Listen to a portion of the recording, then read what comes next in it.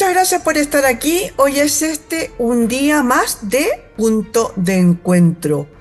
¿Usted sabía que cada día se compran más cápsulas, polvo o hidrolizados de suplementos nutricionales en Chile? A lo mejor usted es uno de ellos. La tendencia, según los especialistas, es a comprar colágeno, probióticos, vitaminas en la farmacia. Parece una fiebre por los suplementos nutricionales. ¿Cómo saber si realmente funcionan o caemos ante un marketing insospechado que no sabemos en realidad qué es lo que estamos comprando? Vamos a conversar con don Rodrigo Troncoso, químico farmacéutico, doctor en bioquímica, subdirector del Instituto de Nutrición y Tecnología de los Alimentos, INTA, de la Universidad de Chile. ¿Cómo estás tú? Muchas gracias por recibirnos, profesor. No, muchas gracias, Miriam, por la invitación. Es un gusto estar con usted en este programa. Oye, Rodrigo, a ver, partamos primero por así como a grandes rasgos, ¿qué son estos llamados suplementos?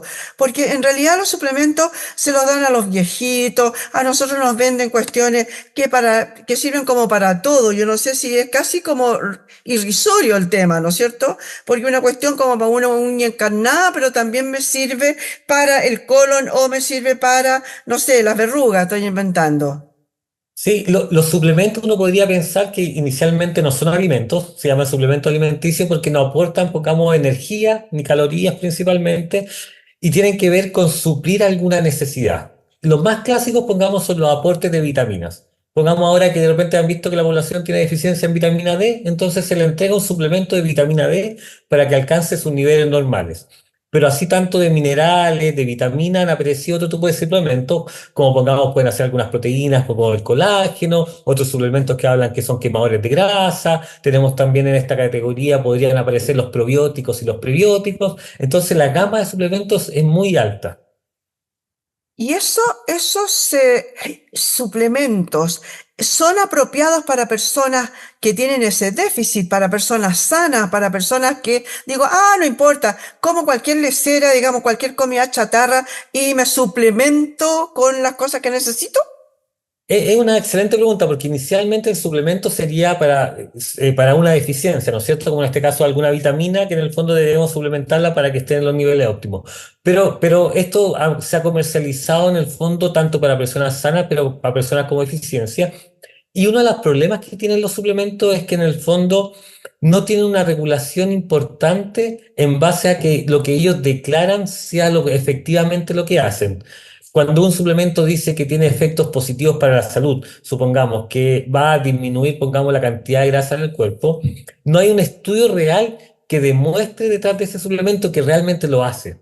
Entonces podría ser que en el fondo, porque pueden haber algunos artículos científicos en la literatura que digan que algún compuesto que trae ese suplemento podría tener ese efecto, pero realmente el suplemento no tiene una prueba que realmente lo haga. Entonces podría ser que en el fondo nosotros estemos comprando un mensaje que realmente no ha sido comprobado, Oye, porque la legislación no requiere que se compruebe ese efecto. eso ya, hablemos de la legislación al tiro entonces, porque no está regulado, hay algunas cosas que están pasadas con la anuencia del ISP, pero hay otras que parece ser que no. Hay muchas que se venden por redes sociales, que se venden por laboratorios, no sé si pequeños o no, pero laboratorios no de reconocido nombre, y que se venden como la panacea de repente, no solamente para adelgazar, sino que para el tema de las arruguitas, para los colágenos, para los huesitos, para las articulaciones, etcétera. No está regulado entonces el tema. O sea, es que vamos a separar la regulación en que los medicamentos, que son los que regula el ISP, ellos necesitan claramente comprobar su eficacia. O sea, un medicamento necesita comprobar su eficacia para que salga al mercado, porque en el fondo uno confía que ese medicamento va a cumplir lo que está diciendo que hace, ¿no es cierto? En el caso del suplemento alimenticio, como pueden ser, pongamos como caso el colágeno, que es una proteína, en el fondo se vende este colágeno hidrolizado y se dice que porque hay algunos estudios que han salido que este colágeno puede servir para el dolor de articulación, para mejorar la salud de la piel y una variedad infinita de propiedades que alguna puede tener evidencia, pero que no todos los casos están así, no es tan real esa evidencia. Entonces siempre hay que seguir el consejo en el fondo del personal médico que le pueda a uno guiar si realmente ese suplemento le puede servir para la condición que uno quiere. O sea, necesita el apoyo de un experto. No es llegar y consumir un suplemento. Oye, claro, claro que no, pero en realidad la gente está siendo bombardeada hoy día en la televisión, te venden todo el santo día, compre uno y lleva tres, ¿no? Para cualquier cosa, ya, como dices tú, hay que dejar muy claro que los suplementos no son para ninguna enfermedad, no van a servir, digamos, para ninguna afección, sino que suplementan alguna carencia que uno tiene. Pero en general está como de moda en este momento para la microflora, para la microbiótica, para la, qué sé yo, no sé. ¿Qué piensas tú de eso? O sea, bueno, vamos a decir que se encontró un negocio ahí y se está explotando al máximo. Pongamos el caso de los probióticos siempre se han utilizado principalmente en la típica diarrea de los niños. O cuando uno toma algunos medicamentos antibióticos para poder eliminar la diarrea, también pongamos en un tratamiento. Entonces, son estrategias que sirven y funcionan para ciertas cosas. Pero cuando ya empezamos a decir que este probiótico nos ayuda a adelgazar, es cuando en el fondo hay que preguntarse si hay evidencia real que sostiene esa exclamación o esa gran sugerencia. Entonces, ahí es donde comienzan los problemas porque en el fondo puede ser que quizás en la literatura hay un trabajo en animal que demostró que le dieron un probiótico y el animal bajó de peso, o de repente también puede pasar que una empresa asociada a la venta de probióticos hizo un estudio que en el fondo ve estos efectos, entonces también hay cosas de conflicto de interés. Entonces lo que necesitamos en el fondo es cómo pongamos el cuerpo científico, la ciencia en el fondo establece que esa evidencia es realmente significativa y permite establecer que este probiótico tiene un efecto en esto que en el fondo está etiquetando en el producto. Y eso es lo que vamos a decir que es la deficiencia. Eso es lo que no está tan claro. En algunas casos, como te decía, el probiótico para la diarrea, pongamos, causada por antibióticos es perfecto. O sea, hay mucha evidencia que eso funciona. Oye, pero eso es como para tomarlo en esa circunstancia precisa, digamos, no como Exactamente. para siempre. Pero, ¿qué opinas ahora de, por ejemplo, los mismos prebióticos o probióticos que se incluyen, dice, en los alimentos? Los típicos yogures, ¿no? Que aparecen con... es verdad, seguramente no deben ser mentira, digamos, porque empresas grandes hacen estos ofrecimientos, ¿no? Pero ¿cuánto hay de eso de verdad? Porque, a ver, quiero poner un caso. Por ejemplo, una vez yo pregunté sobre el tema de la lactosa. Entonces dije que bueno, que los quesillos y ahora y el queso fresco. Me dijeron, pero si en el proceso se elimina De casi toda la maduración. lactosa. Entonces eso es un negocio en realidad que te están haciendo. ¿Es tan así? O sea, en el fondo el negocio es así porque se sabe que el queso en el proceso de maduración va eliminando la lactosa. Entonces, en el fondo se marca, pongamos, se le pone una etiqueta a un producto que no lo tenía para que ahora en el fondo la persona que un poco, vamos a decir, que no tiene que tiene una ignorancia sobre eso, vaya y lo compre porque tiene esa etiqueta. Entonces, en el fondo, de cierta manera, se engaña sin decir una mentira. Entonces, evidentemente uno piensa que está mal, pero ahí, ¿cuál es la misión en el fondo del otro lado? En el fondo, ¿cómo la población se puede educar para que en el fondo no esté sujeta a ese tipo de fondo de mercadotecnia? Que no esté sujeta en el fondo al engaño, que en el fondo tenga la capacidad de decisión y decir, ¿sabes qué? Esto no es así. Yo sé por cultura general, que esos van perdiendo y todo eso. Entonces, eso es lo que falta en el fondo, tener una población un poco más empoderada en estos temas para que en el fondo no se le engañe fácilmente, porque el engaño, cuando existe la oportunidad, alguien la va a tomar y va a tratar de sacar provecho de eso, aunque no sea un engaño real, pero está esa cosa que uno podría decir la línea gris, que podría ser, que no podría ser, que en el fondo nos aprovechamos de eso que está ahí. Claro, es una línea confusa en realidad. Hay una línea confusa. Oye, y en ese sentido de lo que dices tú de el estar un poco más empoderado y con más conocimiento en realidad, eh, Cuéntame, hace un tiempo, ahora ha bajado un poco a lo mejor, pero hace un tiempo se puso muy de moda el tema de los superalimentos, ¿no? El tema de que esos alimentos usted comía y chata, no solamente no envejecía, sino que poco menos que rejuvenecía, se iba a sentir muy bien, etcétera, etcétera. Entre ellos apareció el boom de la cúrcuma.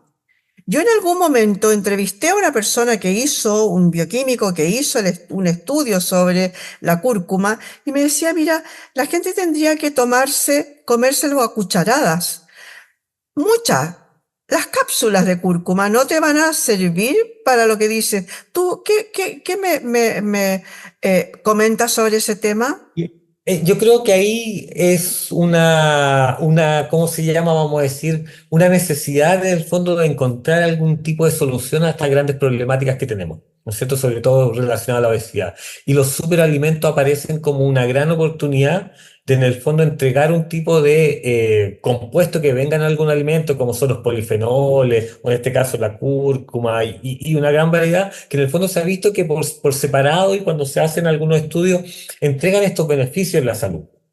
Pero como dices tú muy bien, a concentraciones muy altas que en el fondo no se encuentran en los alimentos, entonces habría que encapsularlo y habría que entregarlo de otra manera.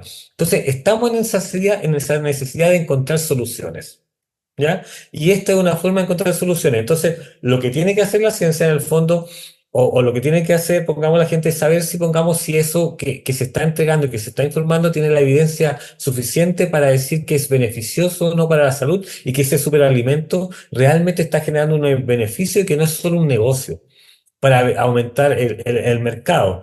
Y ahí es donde, cómo en el fondo hacemos que el sujeto que va a comprar pueda con decisión y claridad decir, yo voy a consumir este producto porque yo sé que este producto está respaldado con una evidencia que permite decir que es así, y no que solamente es una publicación en un diario o un reportaje o una nota que en el fondo es la que sostiene ¿cómo se llama? Esa propiedad de ese alimento. Entonces, todo esto es una línea gris.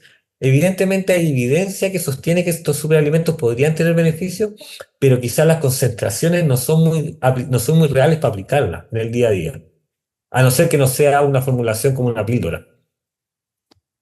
Profesor, tú mencionaste ahí en algún momento el tema de la evidencia científica y los distintos estudios. Tú eres el subdirector del INTA. ¿En qué está el INTA? No era tema, yo sé, pero ¿en qué Sí. está el INTA hoy día? ¿En qué experimentos están? ¿En qué estudios, perdón? ¿En qué O sea, estudios están? en el INTA hay diversos estudios, desde estudios poblacionales que tratan de entender en el fondo cómo la gente va envejeciendo, los va siguiendo en el tiempo envejeciendo, cómo se van desarrollando ciertas enfermedades, que son los estudios que en el fondo tienen que ver ya con seguir a los sujetos, pongamos, y que se hace acá en la zona.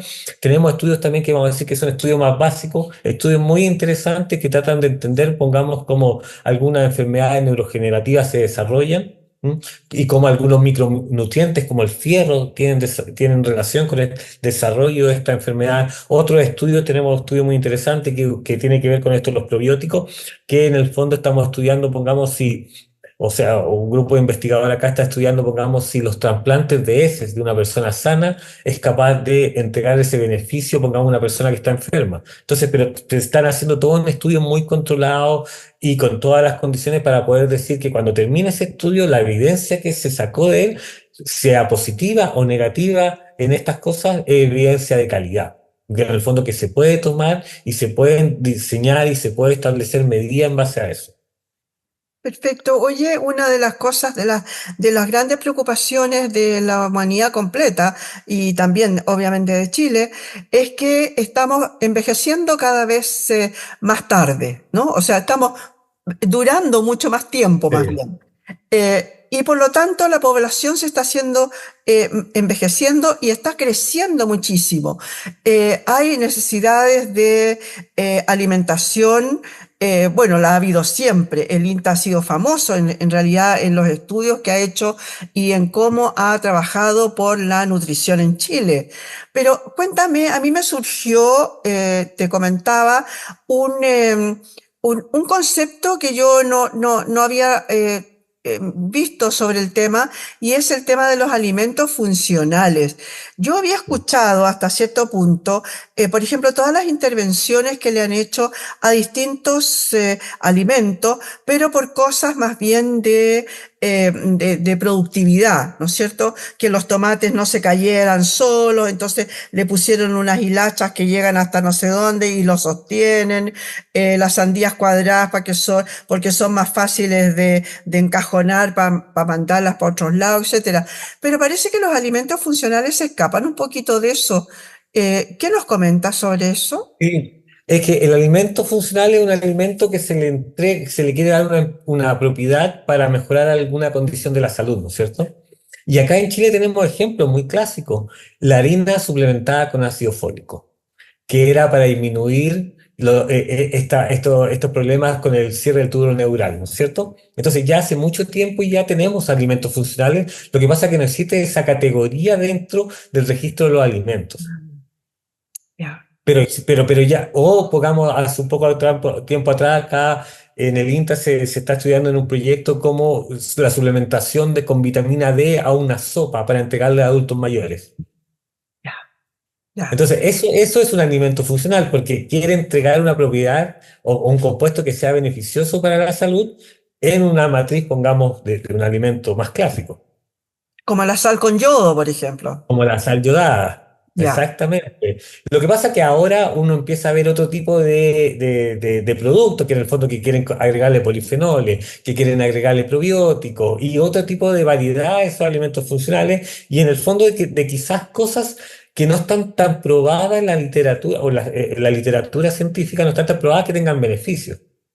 Entonces se dice, ya, les vamos a agregar, pongamos, a ver, un ejemplo clásico. En los, Dígame. sí, es que te iba a poner el caso, por ejemplo, de los salmones, Exacto. que tengo Pongamos entendido. el salmón que tiene estos ácidos grasos omega 3 que se supone que tienen beneficios sobre el corazón, Mm. sobre la función cardiovascular. Entonces, claro, se promueve el consumo de este tipo de salmones alto en ácidos grasos porque en el fondo son beneficiosos para la salud cardiovascular. Entonces, por eso se promueve que sea un pescado grasoso y con estos tipos de ácido graso omega 3 Perfecto, porque pero hay evidencia que sostiene eso. sí, perdona, es que te interrumpí. Sí, Estábamos hablando del tema de los alimentos funcionales, claro, y sí. que me llamó la atención porque decían, por ejemplo, pueden alimentar, vuelvo al tema de los pescados, ponte tú, no Sí. sé, los salmones, porque es lo que son, están en cautiverio, con mayor, no sé, X, polifenoles, por decirte, yo estoy Sí. inventando porque no lo No, sé. pero eso es así, ese es un ejemplo, como, Claro, no en el caso del salmón particular, pero en el fondo que tenga más de un compuesto que en el fondo tenga ciertos beneficios. Pero exacto. lo Y que yo quería decir eso se traspasaría a la persona que lo consume. exactamente, porque en el Claro. fondo hay ingeniería y todo eso. Por eso en el fondo, pongamos, te ponía el ejemplo de esta sopa con vitamina D, suplementada con vitamina D, la Ujú. harina con ácido fólico, la sal yodada, que son los ejemplos más clásicos de un alimento funcional.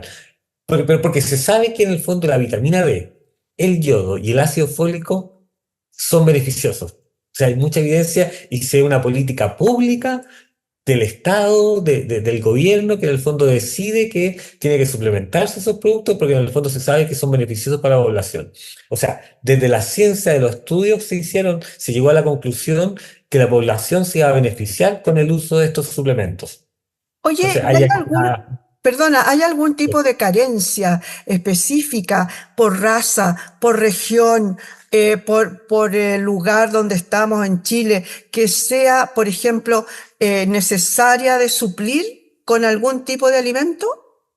yo ahí soy un poco ignorante, no tengo mucha claridad, pero lo que sé yo es que pongamos la población chilena tiene bajos niveles de vitamina D. Eso en general. O sea, casi siempre las personas cuando se van a hacer sus exámenes, la mayoría muestra que está el valor es casi en el umbral bajo o bajos. Entonces, por eso se piensa que la suplementación sería muy buena en ellos. Pero no conozco muchos más ejemplos de eso. Ya, perfecto. Oye, para ir terminando, cuéntame, ¿por qué se supone a ver, quiero razonar un poco esto Sí, contigo. El, eh, a medida que uno va envejeciendo, va de alguna manera trabajando menos, se alimenta mal, hay menor absorción de algunos nutrientes y por eso entonces es que a lo mejor todos los viejitos somos de compre ahora llame ya y se compra y anda con un pelotón de remedios frasquitos de suplementos. eh, ¿Por qué a la gente de más edad? Yo creo que tiene que ver con un poco, no es que sea la gente más de edad, yo creo que tiene que ver con la aparición de las enfermedades, ¿no es cierto? Porque, vamos a decir, nosotros en el laboratorio que yo en el fondo dirijo, nosotros nos interesa como dos grandes cosas, nos interesa la actividad física y nos interesa la buena nutrición. En el fondo tratar de que a través de esas dos variables que son modificables, porque son de estilo de vida, tratar de disminuir la mayor cantidad de tiempo posible la aparición de enfermedades. Eso es como que lo que nosotros y promovemos ese tipo de discurso. En el caso, pongamos, de cuando una persona, pongamos ahora, vamos a decir, los viejitos tiene que ver con la aparición de la enfermedad. En el fondo, se encuentra en una situación donde quizás el estilo de vida que tuvieron en algún momento no lo benefició para que cuando llegara, pongamos, a la adultez, tuviera, pongamos, una buena condición física, fuera un poco más independiente. Entonces, la enfermedad aparece mucho más rápido, quizás se alimentó un poco más mal. Entonces tenía un poquito de sobrepeso y todas estas condiciones que van en el fondo promoviendo que el estado de salud vaya empeorando, hace que en el fondo uno vaya buscando soluciones. Las soluciones iniciales son ir al médico y una de las cosas que le va a hacer le va a decir el médico es tome estos medicamentos, pero además, si usted está pasadito de peso, controle su peso y trate de hacer mayor actividad física porque la evidencia es muy buena que si usted mejora eso, mejora lo demás. Pero a veces, pongamos, por diferentes condiciones no se puede mejorar, pongamos, la alimentación y la actividad física, por otro lado, ¿no? Entonces uno empieza a buscar medidas alternativas para poder ir tratando de solucionar eso y aparece, pongamos, lo que uno va escuchando en la radio, en las redes sociales, tómese esto, que le va a hacer esto. Bueno, uno siempre escucha en la radio y ciertas radios que se dedican a ofrecer productos que son las 7000 maravillas que curan todo. Entonces uno escucha ese mensaje y uno dice, pucha, yo no he hecho cosas, no me funciona nada, intentémoslo. Por eso es importante que en el fondo las personas puedan tomar una decisión consciente, que estos mensajes que de repente tienen las redes sociales, ellos los puedan procesar en el fondo y tener la capacidad de decidir si ese mensaje tiene virtud o no, vamos a decir. Que tiene esta cosa de que puede ser un mensaje que en el fondo tiene peso y que está sostenido por evidencia, a no ser un mensaje que en el fondo que lo que busca principalmente es vender un producto. Oye, en buenas cuentas, para ir terminando, una persona sana, sea joven, de mediana edad o de tercera, cuarta, quinta edad, no necesitaría, que esté bien alimentada, me refiero, bien nutrida, no necesitaría ningún tipo de suplemento. No necesitaría nada, en el fondo solamente manteniendo una buena alimentación y una actividad física como lo recomienda la Organización Mundial de la Salud, debería ser suficiente para mantenerse en un estado saludable, a no ser que tenga alguna patología genética o otro tipo de condición, ¿no es cierto? Pero pongamos en estado de normalidad, eso debería ser suficiente. Y eso debería ser suficiente para que la aparición de las enfermedades, que van a llegar al final siempre, ¿no es cierto?, con la edad, se demoren más en llegar. En vez de que uno se enferme a los 60, enfermarse a los 70. Entonces, llegar un poco mejor en el tiempo. Eso es lo que busca en el fondo, tener estos cambios de estilo de vida. Perfecto. Oye, y ahora sí para terminar, ¿por qué crees tú que el tema de los probióticos se ha transformado en la moda nacional? Todo el mundo toma probióticos ahora. Bueno, por dos cosas. Primero, porque han demostrado eficacia, ¿no es cierto?, para ciertas condiciones, como conversábamos al principio. Y segundo, porque hay toda una línea de investigación nueva que tiene mucha evidencia que muestra que el intestino es muy importante y la salud intestinal es muy importante para la función del organismo, para la función del cerebro, para la función del corazón. Entonces se ha visto que en el fondo tener un intestino saludable impacta claramente, pongamos, en cómo está todo el organismo. Y el probiótico se espera que ayude a tener un intestino saludable. Perfecto. Muchas gracias, Rodrigo, por haber estado hoy día con nosotros. Se nos terminó el tiempo. No, muchas gracias por la invitación. Le damos las gracias a Rodrigo Troncoso, químico farmacéutico, doctor en bioquímica, subdirector del Instituto de Nutrición y Tecnología de los Alimentos, INTA, de la Universidad de Chile, por haber estado hoy día en este punto de encuentro.